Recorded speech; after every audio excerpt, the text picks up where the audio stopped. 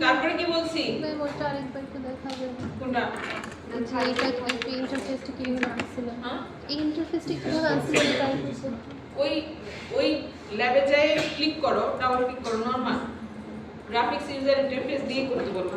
তো ফার্স্টে টাচ দিয়ে ল্যাপটপ ক্রিয়েট করব, তারপর হ্যাঁ, তারপরে ওই ফাইলটা খুঁজে বের করে ফাইলটা ম্যানুয়ালি ক্রিয়েট করে তারপরে ওখানে লেখো।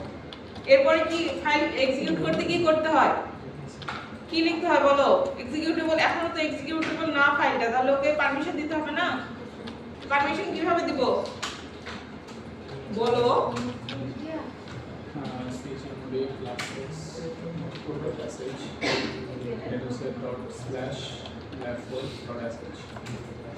এটা যাচ্ছিলাম, এই কয়টা কমান্ড যাচ্ছিলাম।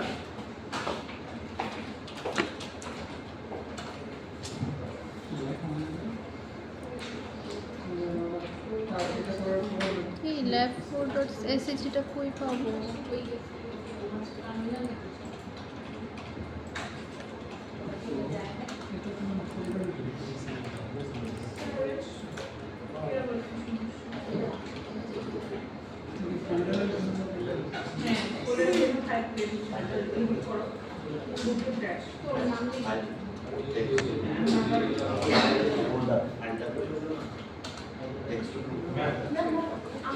এটা কি এই জায়গায় করবো?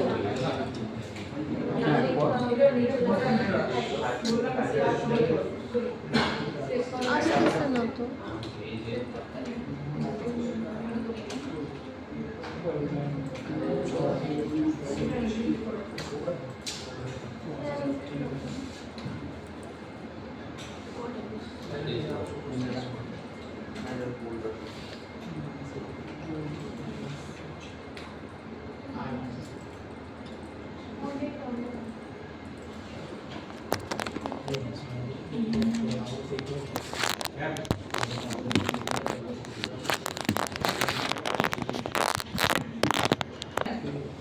এক্সটেনশন মানে sh বলো txt বলো, ওটাকে এক্সটেনশন বুঝাইছে। এক্সটেনশন আবার লিখতে না।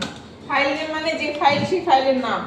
ফাইল নেম ডট এক্সটেনশন দিলে এইরকম একটা ইন্টারফেস ওপেন হয়ে যাবে। এটা হলো একটা বিল্ট ইন টেক্সট এডিটর, যেটা তুমি টার্মিনাল দিয়ে চালাতে পারবা। এখন এখানে তুমি যে কোনো কিছু লিখতে পারো, লেখো। এটা কেটেও দিতে পারো, এটা রাখতেও পারো, কোনো সমস্যা নাই। তারপরে pwd লেখো, তারপরে আর কি লিখবা, আবার একটু লেখো।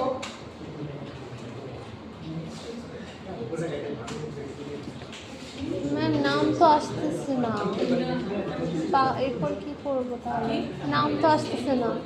কি নাম আসতেছে? ওই যে lab4.sh দেওয়ার পরে যে নাম আসতেছে, যে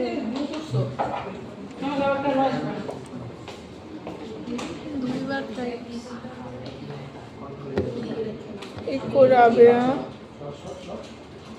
সেভ করছে এটা? হ্যাঁ হ্যাঁ কন্ট্রোল এস। আচ্ছা, স্পেসের জন্য হচ্ছে নাকি? স্পেসের জন্য হওয়ার কথা না, তারপরও